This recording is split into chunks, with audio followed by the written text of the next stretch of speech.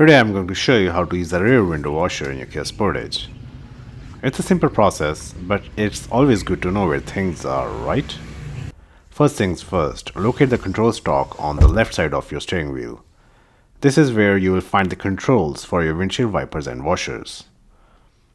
Now to activate the rear window washer, push the lever away from you and hold it in place. The washer fluid will spray onto your rear window and the wiper will activate, clearing away any dirt or grime that might be obstructing your view.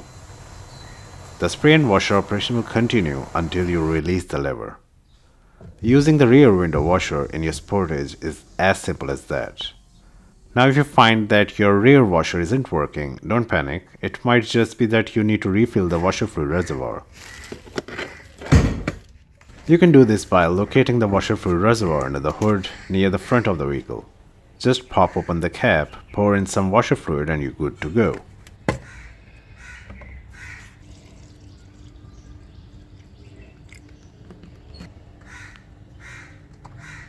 If you found this video helpful, please give it a like and consider subscribing to Wheels Joint for more car tips.